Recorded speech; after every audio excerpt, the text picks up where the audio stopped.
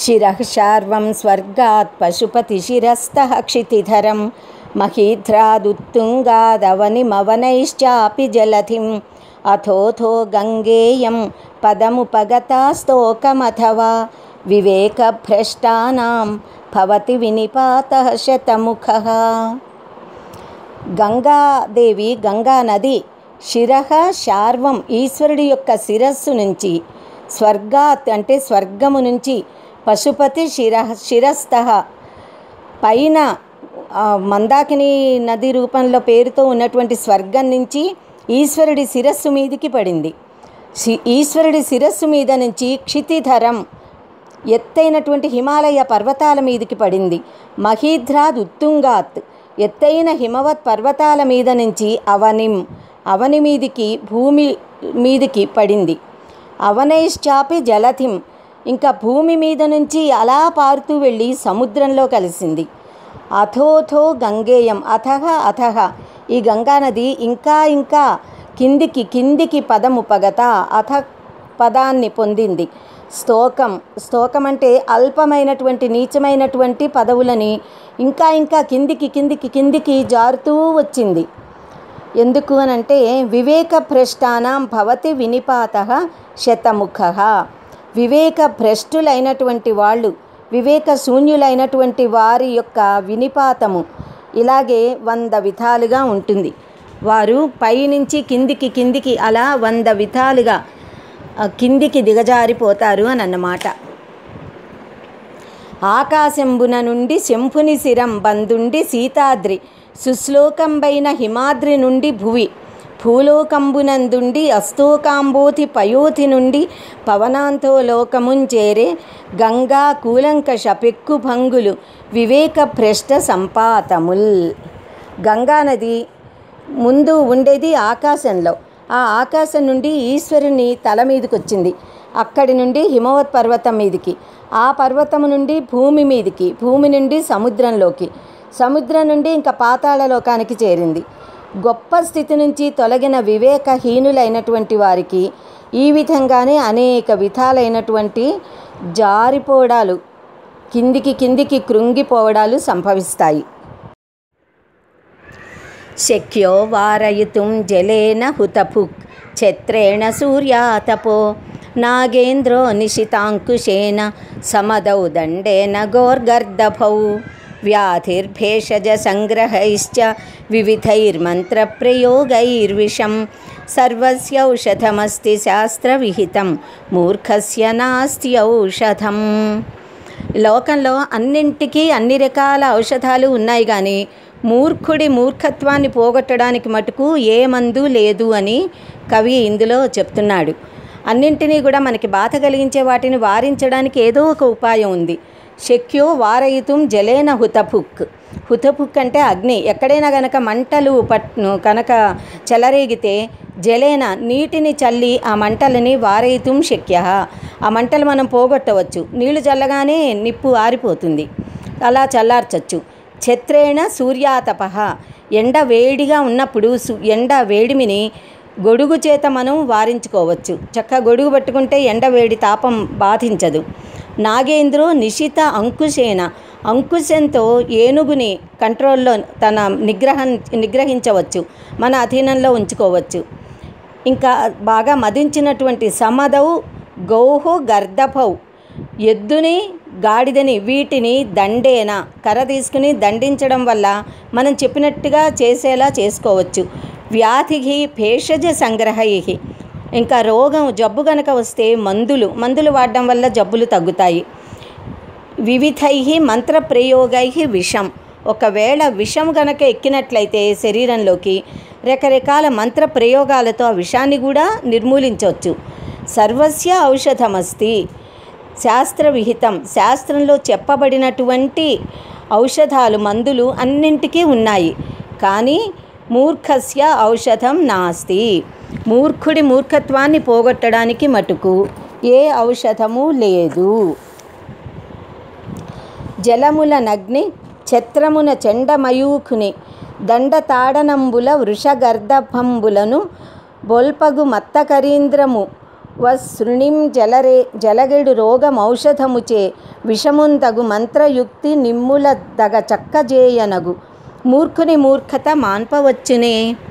నీటి చేత అగ్నిని, గొడుగు చేత తీక్ష్ణమైన ఎండను, మదించిన ఏనుగును అంకుశము చేత, ఎద్దు గాడిద మొదలైన జంతువులను కర్రతో కొట్టడం చేత, రోగమును ఔషధాల చేత, విషమును తగిన మంత్రం చేత నివారించవచ్చు. కానీ మూర్ఖుడగు మనుష్యుని మూర్ఖత్వాన్ని పోగొట్టడానికి మటుకు వీలు కాదు. శాస్త్రోపస్కృత శబ్ద సుందర గిరః శిష్య ప్రదేయాగమాః విఖ్యాతాః కవయో వసంతి విషయే యస్య ప్రభోర్నిర్ధనాః తజ్జాడ్యం వసుధాధిపస్య కవయో హ్యర్థం వినాపీశ్వరాః కుత్స్యాః స్యుః కుపరీక్షకాః న మణయో యైరర్హతః పాతితాః. శాస్త్ర ఉపస్కృత శబ్ద సుందర గిరః కవయః. ఈ కవీశ్వరులు, కవులు ఎలాంటి కవులుట? శాస్త్ర ఉపస్కృత, శాస్త్రము చేత శోభిల్లుతూ అలంకరించబడినటువంటి శబ్దాల చేత అంటే పదాలతో సుందరమైన అందమైనటువంటి మాటలు కలిగిన, అంటే అలంకారాలు ఉంటాయి కదా కావ్యంలో. స్త్రీలకు ఆభరణాలు ఎలా అలంకారాలు, కావ్యానికి కవితలకి అలంకారాలు, రూపక అలంకారం, ఉపమా అలంకారం, అర్థాంతరన్యాస అలా ఉంటాయి కదా. అలాంటి అలంకారాలు, దీపక అలంకారం అవన్నమాట. అలాంటి చక్కని అలంకారాలతో అందమైన పదాలతో శోభిల్లే కవిత్వం చెప్పగలిగిన శిష్య ప్రదేయ ఆగమాః. ఆగమాలంటే వేదాలు, కానీ శిష్యులకి ఉపదేశించబడినటువంటి శాస్త్రాలు కలిగిన, అంటే గురువులు అనేక రకాల శాస్త్రాలని శిష్యులకి బోధిస్తారు కదా, అలా బోధించేటటువంటి విఖ్యాతాః, చాలా పేరు ప్రతిష్టలు కలిగినటువంటి కవయః, కవులు, పండితులు. యస్య ప్రభోః విషయే వసంతి నిర్ధనాః వసంతి. ఏ రాజు దగ్గర, ఏ ప్రభువుల దగ్గర నిర్ధనులయి అంటే ధన విహీనులయి, పేదవారయి, సరిగ్గా ఆదరింపబడక, వారి పాండిత్యం గుర్తింపబడి విలువ కట్టబడక ఉంటారో అలాంటి వారికి, అంటే అలా తమ యొక్క శక్తికి సరైన గుర్తింపు ఇవ్వనటువంటి రాజుల కొలువులో ఉండే పండితులు, కవుల వల్ల ఆ బాధ, ఆ తజ్జాడ్యం అలా ఉంటున్నారు అనేటటువంటి ఆ రోగం, ఆ బాధ, అది వసుధాధిపస్య, అది ఆ రాజుదే. ఆ రాజుకే ఆ తప్పు, ఆ పాపం, ఆ చెడు, ఆ దోషం. అంతేకాని కవయః, ఆ పండితులు, కవులు, అర్థం వినా అపి ఈశ్వరాః, ధనము లేకపోయినా ఈశ్వరులే. ఈశ్వరులే అంటే ఈశ్వరుడు అంటే ధనం ఉన్నవాడు. కవీశ్వరులు పాండిత్యం అనే ధనం, విద్య అనే ధనం ఉన్నటువంటి వారన్నమాట. కనుక ఈ పండితులకి డబ్బు లేకపోయినంత మాత్రాన వారి విలువ ఏమాత్రమూ తగ్గదు. వారి పాండిత్యం వల్ల వాళ్ళు ప్రకాశిస్తూనే ఉంటారు. ఏ విధంగా అయితే మణులు, మణయః కుత్స్యాః స్యుః కుపరీక్షకాః, ఆ మణుల నాణ్యతని పరీక్షించడం చేతకాని వారు కనుక వాటిని పరీక్షించి వాటికి అంటే ఎంత వెల కట్టాలో అంత వెల కట్టకుండా తక్కువ ధర వెల కడితే అది యైహి అర్హతః పాతితః, అంటే వారు ఆ మణులు ఎంత ధనానికి అర్హత కలిగి ఉంటాయో, ఎంత విలువ కలిగి ఉంటాయో దానికంటే పాతిత అంటే కింద పడి దానికంటే తక్కువ వెల కనుక కడితే అది ఆ కుపరీక్షకులదే. కానీ నిజంగా మణి యొక్క విలువ తగ్గుతుందా? అది ఒకవేళ 1,00,000 వరహాలు చేస్తుందనుకోండి, తెలియనటువంటి రత్నాల పరీక్షకుడు దాన్ని సరైనటువంటి వాడు కాకపోతే అది 100 1000 అంటే అది నిజం కాదు కదా. నిజమైన రత్నాలను పరీక్షించేవాడు వచ్చాడంటే అది 1,00,000 వరహాల విలువ అనే చెప్తాడు. అలా పండితులు నిర్ధనులైనా కూడా వారి పాండిత్యము యొక్క విలువ వారిదే, వారు గొప్పవారే అని సందేశం. సకల కళా విభూషితులు, శబ్ద విధుల్, నయతత్వ బోధకుల్, ప్రకట కవీంద్రులే నృపతి సజ్జను నిర్పజ్జను నిర్ధనులై చెరింతురు ఆ వికృతపు జాడ్యము ఆ దొరది విత్తము లేకయ వారు పూజ్యులు అంతకజన దూషితంబులు ఖనంబులుగావి అమూల్య రత్నముల్. కళలయందు, శాస్త్రములయందు పండితులయ్యి వ్యాకరణం మొదలైన శాస్త్రాలన్నీ చక్కగా నీతి శాస్త్రాలని పద్ధతులను అన్నిటినీ శిష్యులకి బోధించేవారైనటువంటి గొప్ప కవులు, పండితులు అయిన వారు ఏ ప్రభువు దగ్గరైనా ధన విహీనులై పేదవారిగా ఉంటే అది ఆ ప్రభువు యొక్క దోషమే కానీ అది ఆ పండితులది కాదు. రత్న పరిజ్ఞానం లేని వర్తకుడు అమూల్య మణులను తక్కువ విలువ కలిగిందానిగా చెప్పినంత మాత్రాన ఆ రత్నాల విలువ తగ్గదు కదా.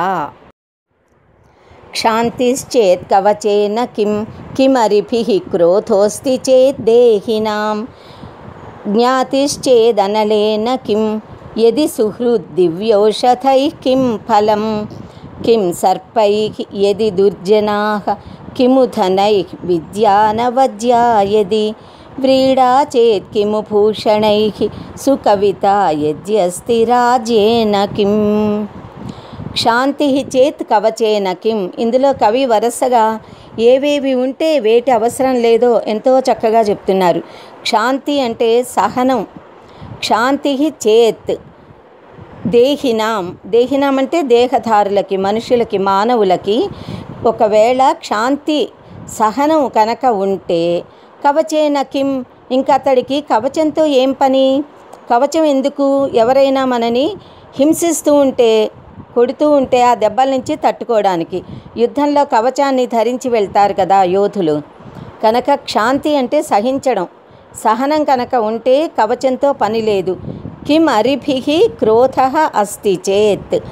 క్రోధ అంటే కోపము కనుక అస్తి చేత్. ఒకవేళ మనిషికి ఎప్పుడు కోపంగా ఉంటాడనుకోండి, అప్పుడు అతనికి ఇంకా వేరే శత్రువులు అక్కర్లా. కిం అరిభిః. అరి అంటే శత్రువు. ఇంకా శత్రువులతో ఏం పని? శత్రువులు ఏ విధంగా మనని శారీరకంగా మానసికంగా బాధ పెడతారో, ఎవరిలో అయినా క్రోధం ఉంటే ఆ క్రోధము ఆ వ్యక్తిని అలాగే శారీరకంగా మానసికంగా బాధ పెడుతుంది. జ్ఞాతి చేత్ అనలేన కిం. ఇంకా జ్ఞాతులు కనుక ఉంటే దాయాదులు, అనలం. అనలం అంటే ఫైర్ అన్నమాట, అగ్ని. ఇంకా అగ్ని ఎందుకు? జ్ఞాతులు ఉన్న చోట ఆస్తుల కోసం తగువులు దెబ్బలాటలతో అక్కడ అగ్ని పుడుతుంది. అగ్ని అంటే వాళ్ళని దహించడం, బాధ పెట్టడం. సో జ్ఞాతులు కనుక ఉంటే అనలంతో పని లేదు.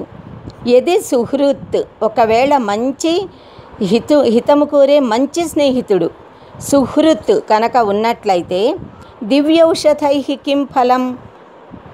ఇంకా వేరే దివ్యమైన మంచి మంచి ఔషధాలతో, మందులతో ఏ పని లేదు. తన హితవు కోరే స్నేహితుడి యొక్క ప్రవర్తన, అతడి మంచి మాటలే దివ్య ఔషధుల్లాగా, ఔషధంలాగా పనిచేసి స్నేహితుడిని కాపాడతాయి. కిం సర్పైః యది దుర్జనాః. ఒకవేళ దుర్జనులు కనుక ఉన్నారో ఇంకా పాములతో అవసరమే లేదు. పాము కాటేస్తే విషంతో మరణిస్తారు. దుర్జనులు మాటలతో జీవితాలని మొత్తం నశింపజేస్తారు. కనుక పాముల కంటే భయంకరులు దుర్జనులు. దుర్జనులుంటే ఇంకా పాములతో భయమే లేదు, అవసరమే లేదు. కిం ధనైః విద్య అనవద్యా యది. అనవద్యమైనటువంటి, సాటి లేనటువంటి విద్య కనుక ఉంటే ఇంకా వారికి ధనంతో అవసరమే లేదు. ఆ విద్యే అన్ని అవసరాలకి కావలసిన సమస్తాన్ని సమకూర్చి పెడుతుంది. వ్రీడా చేత్ కిము భూషణైః. చక్కగా లజ్జపడటం, సిగ్గుపడటం, ఎవరితో ఎలా ఉండాలో అలా మెలగటం తెలిసి, సిగ్గుపడటం తెలిసినటువంటి మనుషులకి ఇంకా ఆ సిగ్గే సింగారము, ఆభరణము. వేరే భూషణాలు, ఆభరణాలు అవసరం లేదు. సుకవిత యది అస్తి. ఒకవేళ మంచి కవిత్వం కనుక ఉంటే రాజ్యేన కిం. ఇంకా రాజ్య భోగాలెందుకు?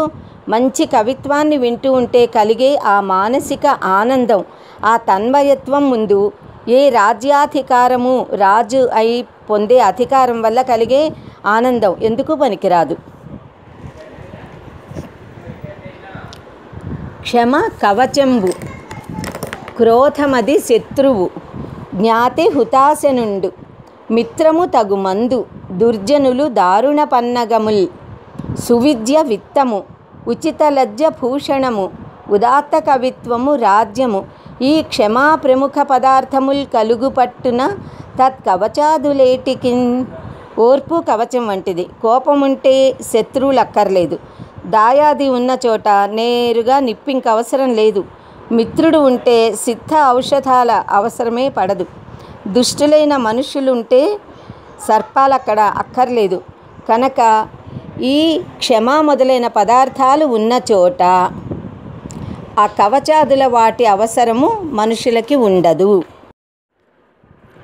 విద్యానామ నరస్య రూపమధికం ప్రచ్ఛన్న గుప్తం ధనం విద్యా భోగకరీ యశస్సుఖకరీ విద్యా గురూణాం గురుః విద్యా బంధుజనో విదేశగమనే విద్యా పరా దేవత విద్యా రాజసు పూజిత నహి ధనం విద్యా విహీనః పశుః. విద్యానామ నరస్య రూపం అధికం, అధికం రూపం. విద్య అనేటటువంటిది విద్యానామ అంటే విద్య అనబడేది. నరస్య మనిషికి, నరునికి అధికం రూపం అధికమైనటువంటి సౌందర్యాన్ని ఇస్తుంది. చదువుకోవడం వలన నిజానికి వ్యక్తిలో ఆ సంస్కారానికి, చదువుకి, విద్య వలన వచ్చినటువంటి ఒక బ్రాహ్మీ తేజస్సు కనిపిస్తుంది. చదువుకున్న వాళ్ళలో ఉన్నటువంటి ఆ సంస్కార జనితమైన సౌందర్యం ముఖంలో ద్యోతకమవుతూ ఉంటుంది. మనిషికి మంచి అందాన్ని ఇస్తుంది విద్య. ప్రచ్ఛన్న గుప్తం ధనం. ఈ విద్య అనేది అత్యంత రహస్యంగా రక్షింపబడుతూ ఉన్నటువంటి ధనము. దీన్ని ఎవ్వరు దొంగిలించలేరు. ఎవరికి వాళ్ళకి వారి బుద్ధిలో, హృదయంలో, బుద్ధిలో ఉంటుంది కనుక బయట వాళ్ళకి దొంగిలించే అవకాశం లేనటువంటి ఆయన సొంతమైనటువంటి ధనం అన్నమాట. ఏ వ్యక్తి దగ్గర ఈ విద్య ఉంటుందో ఆ వ్యక్తికి. విద్య భోగకరి. ఇంకా ఈ విద్య భోగాలని కలిగిస్తుంది. సకల భోగాలని అనుభవించడానికి అవకాశాన్ని ఇస్తుంది. యశః ఇంకా యశస్సుని, కీర్తిని కలిగిస్తుంది. సుఖకరి సుఖాన్ని కలిగిస్తుంది. విద్య గురూణాం గురుః. గురువులకి కూడా గురువు విద్య. విద్యా బంధుజనః విదేశగమనే.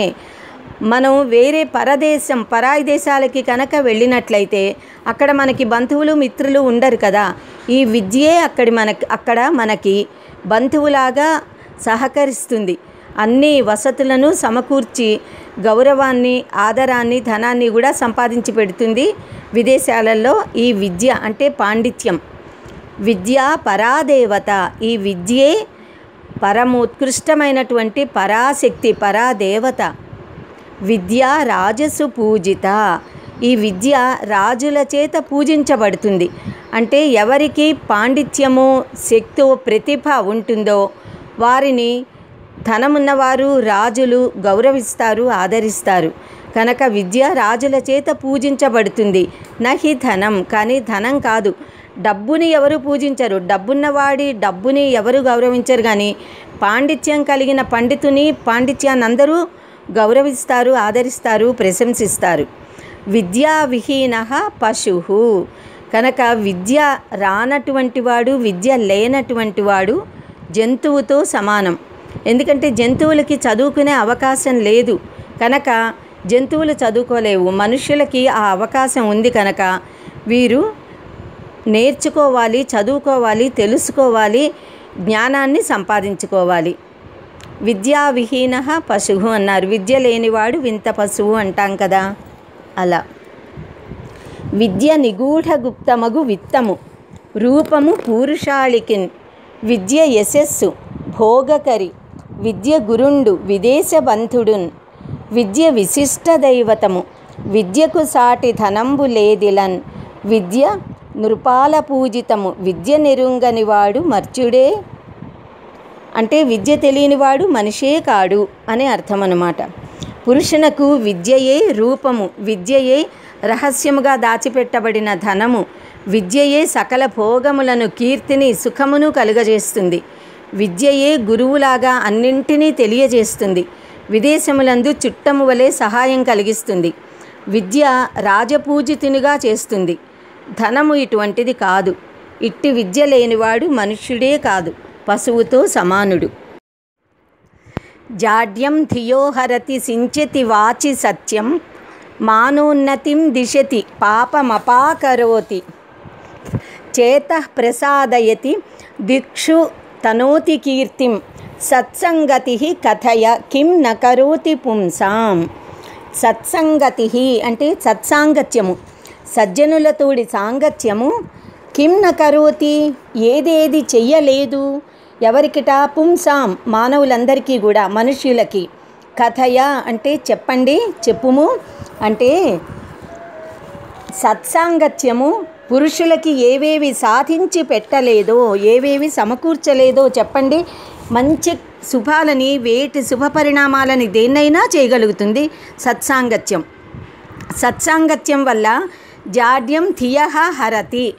ధియః జాడ్యం హరతి అంటే బుద్ధి యొక్క మందత్వాన్ని హరిస్తుంది, పోగొడుతుంది. సించతి వాచి సత్యం, వాక్కులలో సత్యాన్ని, సించతి అంటే స్ప్రింకిల్ చేస్తుంది అన్నమాట. అంటే మంచి సత్యమే పలికేలాగా చేస్తుంది, సత్యవాక్కులు పలికేలాగా చేస్తుంది సత్సాంగత్యం, నిజం చెప్పేలాగా, మంచి మాట్లాడేలాగా. మానోన్నతిం దిశతి, మంచి గౌరవాన్ని కలిగిస్తుంది. పాపం అపాకరోతి, పాపాన్ని దూరం చేస్తుంది. చేతః ప్రసాదయతి, హృదయాన్ని ప్రసాదింపజేస్తుంది, ప్రకాశింపజేస్తుంది, హృదయానికి ప్రసన్నత కలిగేలా చేస్తుంది. దిక్షు తనోతి కీర్తిం, ఇంకా కీర్తిని అన్ని దిక్కులకి వ్యాపించేలాగా చేస్తుందన్నమాట. అందరికీ కూడా మన కీర్తి వ్యాపించేలాగా చేస్తుంది సత్సాంగత్యం. సత్య సూక్తి ఘటించు, ధీజడిమ మాంచు, గౌరవమసంగు జనులకు కలుషమడచు, కీర్తి ప్రకటించు, చిత్త విస్ఫూర్తి చేయు, సాధు సంగంబు సకలార్థ సాధకంబు.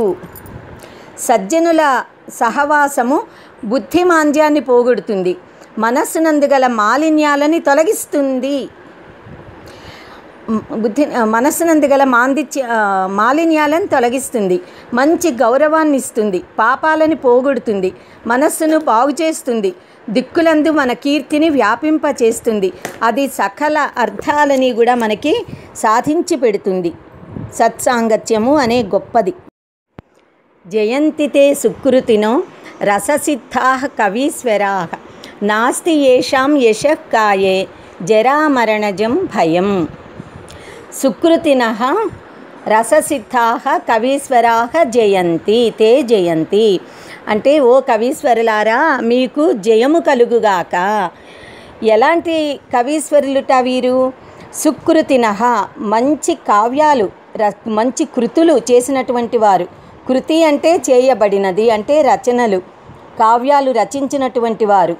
ఎలాంటి కావ్యాలు రచించారు? రససిద్ధాః, వారు ఆ కావ్యాలు రచించడంలో రసము అంటే నవరసాలు ఉంటాయి కదా. శృంగార హాస్య కరుణ రౌద్రవీర భయానకాః, భీభత్సాద్భుత శాంతాశ్చ నవనాట్యే రసాః స్మృతాః అని 9 రసాలుంటాయి. ఈ 9 రసాలలో నాటకంలో కానీ కావ్యంలో కానీ ఒక రసము ముఖ్య రసం అవుతుంది, మిగతావన్నీ సబార్డినేట్ అన్నమాట, దానికి అనుసంధానంగా ఉండే రసాలు అవుతాయి. అలా రస పోషణ చేయడంలో సిద్ధి గడించినటువంటి కవీశ్వరులు అన్నమాట, అంటే సిద్ధహస్తులైనటువంటి కవీశ్వరులు. అలాంటి కవీశ్వరులకు జయమగుగాక. ఇంకా ఈ కవీశ్వరులు ఎలాంటి వారట? ఏషాం యశః కాయే, ఎవరి యొక్క కీర్తి శరీరంలో, కీర్తి అనబడే శరీరానికి జరామరణజం భయం నాస్తి. జర అంటే ముసలితనము, మరణం అంటే చనిపోవడం. ఇంకా ముసలితనము అంటే వార్ధక్యము, మరణము అనే భయమే లేనటువంటి, యశకాయము కలిగినటువంటి, కీర్తి దేహాలు కలిగినటువంటి కవీశ్వరులు, రససిద్ధులు, సుకృతినః మంచి రచనలు చేసినటువంటి వారు అయిన కవీశ్వరులు జయమును పొందుదురుగాక, వారికి ఎప్పుడూ కూడా శుభము కలుగుగాక. సుకృతాత్ములు, రససిద్ధులు, సుకవీంద్రులు, విజయనిధులు, సుమ్ము తదీయాధిక కీర్తి శరీరంబులు, ప్రకట జరామరణ జన్మ భయరహితంబుల్. అనేక రసములను తమ గ్రంథములందు వర్ణించు నైపుణ్యము ఉండుట చేత ధన్యాత్ములైన కవి శ్రేష్ఠులు జరామరణములు లేని తమ కీర్తి శరీరముల చేత సిద్ధ ఔషధములచే జరామరణములను అతిక్రమించిన యోగుల వలె ప్రకాశించుదురు. అధిగత పరమార్థాన్ పండితాన్ మావమంస్తాః మా అవమంస్తాః తృణమివ లఘులక్ష్మీర్నైవ తాన్ సంవృణద్ధి అభినవమదరేఖా శ్యామగండస్థలానాం న భవతి బిసతంతుర్వారణం వారణానాం. అధిగత పరమ అర్థాన్ పరమార్థాన్ పండితాన్ మా అవమంస్తాః. తృణం ఇవ లఘు లక్ష్మీః న ఏవ నైవ తాన్ సంవృణద్ధి. అభినవమదరేఖా శ్యామగండస్థలానాం న భవతి బిసతంతుః వారణం వారణానాం. అంటే ఇందులో పండితుల గురించి చెప్తున్నారు. అధిగత పరమార్థాన్ పండితాన్, పండితులను మా అవమంస్తాః, అవమానించవద్దు. ఎలాంటి పండితులను అవమానించకూడదుట? అధిగత పరమ అర్థాన్, అధిగత అంటే పొందబడినటువంటి పరమార్థాన్, పరమమైన అర్థము కలవాళ్ళు. పరమార్థాలు అంటే పురుషార్థం, సాధించవలసిన దాన్ని సాధించినటువంటి వాళ్ళు. ఏది పొందాలో దాన్ని, ఆ జ్ఞానాన్ని, పురుషార్థాన్ని పొందినటువంటి వాళ్ళు. ఫైనల్ పురుషార్థం ఎప్పుడు కూడా చతుర్థ పురుషార్థం, ధర్మార్థ కామ మోక్షాలు. మోక్షాన్ని పొందగలిగినంత జ్ఞానవంతులైనటువంటి, పొందవలసిన జ్ఞానాన్ని పొందినటువంటి పండితులని మా అవమంస్తాః, అవమానించవద్దు. ఎందుకంటే రాజులు డబ్బుంది కదా అని తన మదంతో, అహంకారంతో పండితుల పాండిత్యాన్ని లెక్కపెట్టరు, వారిని అవమానిస్తారు. కానీ ఈ పండితులకి తృణం ఇవ లఘు లక్ష్మీః నైవతాన్ సంవృణద్ధి. లఘు లక్ష్మీః, లక్ష్మీ అంటే సంపదలు, ధనము. ఈ ధనికుల దగ్గర, రాజుల దగ్గర ఉన్న ధనరాశి తృణం ఇవ లఘు, ఈ పండితులకి గడ్డి పరకంత తేలికైనటువంటిది. అంటే ధనాన్ని అసలు లెక్క పెట్టరు, జ్ఞానమే వారికి లెక్కనమాట. కనుక గడ్డి పరకతో సమానమైనటువంటి అంత తేలికదైన ధనము వారిని, తాన్ అంటే ఆ పండితులను, న సంవృణద్ధి అడ్డగించలేదు, ఆపలేదు. ఎలా ఆపలేదుట? ఇక్కడ పోలిక చెప్తున్నాడనమాట సెకండ్ హాఫ్లో, థర్డ్ ఫోర్త్ అంటే 3-4 పాదాల్లో. అభినవ మదరేఖ శ్యామ గండస్థలానాం వారణానాం. ఏనుగులనిట. ఎలాంటి ఏనుగులని? అప్పుడే కొత్తగా మదజలం మదించిన ఏనుగులు అనమాట. మదించిన ఏనుగుల యొక్క అభినవ అంటే కొత్తగా వాటి గంటస్థలంలోంచి మదజలం ఊరుతూ ఉంటుందిట మదించిన ఏనుగులకి. ఆ కొత్తగా ఊరుతూ వస్తూ ఉన్నటువంటి మదజల, ఆ మదము యొక్క రేఖ అనమాట. మదజలపు చారలతో ఇలా మదజలం గండస్థలంలోంచి ఊరుతూ ఉంటే, వస్తూ ఉంటే చారలుగా గమ్ములాగా జిగురుగా ఉంటుంది, నల్లగా. ఈ ఏనుగుల గండస్థలం అంతా కూడా నల్లగా ఆ మద రేఖలతో నల్లగా, శ్యామ అంటే నలుపు వర్ణాన్ని పొందినటువంటి గండస్థలానం, గండస్థలాలు కలిగినటువంటి అంటే కుంభస్థలం కలిగినటువంటి వారణానం ఏనుగులకు. బిసతంతుః ఒక తామరతూళ్ళు ఎంత సుకుమారంగా ఉంటాయి కదా, డెలికేట్గా, లోటస్ ఫైబర్ అంటాం. ఆ తామరతూళ్ళు వారణం న భవతి అడ్డగించలేవు కదా. వారణం అంటే వారించడానికి సాధనాలు అవలేవు కదా. మదించిన మదజలం ఊరుతూ ఉన్నటువంటి మదించిన మత్త గజేంద్రాన్ని, ఏనుగులని ఎక్కడైనా చిన్న బిసతంతువులు, తామరతూళ్ళు అడ్డగించగలుగుతాయా? అడ్డగించలేవు కదా. అదేవిధంగా పండితులని, పరమార్థాన్ని పొందినటువంటి పండితులని ధనము తేలికదైనటువంటి గడ్డి పరకతో సమానంగా పరిగణించబడే ధనం ఏమీ అడ్డగించలేదు. ప్రభువులు పండితులగు వారి వలన గర్వకలన మానుడు, వారు మీ కలిమి తృణములీల బోలింపలేమి మృణాళ గుణము భూరిమద వారణములకు వారణంబే. చాలా శ్లోకాలు యాక్చువల్లీ సంస్కృత భాషలో ఒరిజినల్లో ఉన్నటువంటి ఆ అందం తెలుగు అనువాదంలో కొన్ని శ్లోకాలలో కొన్ని చాలా అత్యద్భుతంగా వచ్చాయి ఏనుగు లక్ష్మణ కవి గారిది. కానీ కొన్ని చోట్ల ఆ భావం అంత సరిగ్గా వచ్చినట్టు అనిపించదు మనకి. ఇంతకుముందు కూడా 3-4 పద్యాలు అలాంటివి మనకి సంభవించాయి తోవలో. ఇది కూడా ఒకటి. సంస్కృత పద్యంలో ఉన్న ఆ అందం, మంచి సమాస పదం పడింది అందులో. అభినవ మదరేఖ శ్యామ గండస్థలానాం అనేది చాలా అద్భుతమైన అందాన్ని ఇస్తుంది ఆ శ్లోకానికి. ప్రభువులారా, పండితుల ఎడ గర్వపడటం మానుకోండి. మీ సంపదను చూసి వారు మీ మాటలను భరిస్తారు అని మటుకు మీరు తలంచద్దు. వారు మీ సంపదలను గడ్డిపోచలాగా పరిగణిస్తారు. మదధారల చేత చెక్కిళ్ళు నలుపెక్కినటువంటి మదగజాలను తామరతూళ్ళు కట్టివేయగలుగుతాయా అంటే కట్టివేయలేవు అని అర్థం.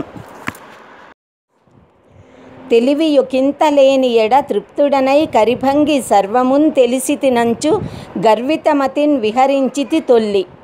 ఇప్పుడు ఉజ్వలమతులైన పండితుల సన్నిధి నించుక బోధశాలినై తెలియని వాడనై మెలగితిం గతమయ్య నితాంత గర్వమున్. నేను ఒకప్పుడు కొద్దిగా తెలుసుకొని ఉన్న కాలమున మదించి నేనే సర్వజ్ఞుడను అని భ్రమించాను. ఇప్పుడు పండితుల వద్ద కొద్దిగా తెలుసుకున్న చేత జ్ఞానం నాకు రావడం చేత నేను మూర్ఖుడను, నాకేమీ తెలీదు అన్న సంగతిని గ్రహించాను. నా గర్వమంతా పోయి కాస్త జ్ఞానము నాకు మిగిలింది. యదా కించిజ్ఞోహం ద్విపైవ మదాంతః సమభవం తదా సర్వజ్ఞోస్మీత్యభవదవలిప్తం మమ మనః. యదా కించిత్ బుధజన సకాశాదవగతం తదా మూర్ఖోస్మీతి జ్వర ఇవ మదో మే వ్యపగతః. యదా కించిజ్ఞః అహం కించిజ్ఞః. నాకు కొద్ది మాత్రపు జ్ఞానమే ఉన్నప్పుడు, అంటే కొంచెం మాత్రమే తెలిసినప్పుడు, కించిత్ జానాతీతి కించిజ్ఞః, కొద్దిగా తెలిసినప్పుడు అన్నమాట. అప్పుడుట మదాంతః ద్విప ఇవ సమభవం, మదించిన ఏనుగులాగా మదంతో గర్వంతో అహంకరించి ఉన్నాను. ఎలాంటి అహంకారంట అది? తదా సర్వజ్ఞః అస్మి ఇతి అభవద్ అవలిప్తం మమ మనః. నా మనస్సంతా కూడా నే సర్వజ్ఞుణ్ణి, నాకన్నీ తెలుసు అనే గర్వంతో అహంకారంతో నిండిపోయింది.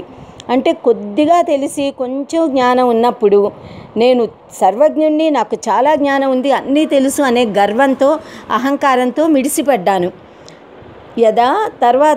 యదా కించిత్ కొద్దిగా బుధజన సకాశాద్ అవగతం, పండితుల దగ్గరికి వెళ్ళి బుధుల దగ్గర నుంచి, తెలిసిన జ్ఞానుల దగ్గర నుంచి కొద్దిగా జ్ఞానాన్ని నేర్చుకోవడం మొదలుపెట్టాక తదా అప్పుడు మూర్ఖః అస్మి ఇతి, నేను మూర్ఖుణ్ణి, అజ్ఞానిని, నాకేమీ తెలీదు అన్న సత్యం నాకు తెలిసింది. నాకేమీ తెలీదు అన్న సంగతి నాకు తెలిసి జ్వర ఇవ మదోమే వ్యపగతః, నాకున్నటువంటి ఆ అహంకారము, గర్వము అనే ఆ జ్వరం అది మొత్తం తొలగిపోయింది.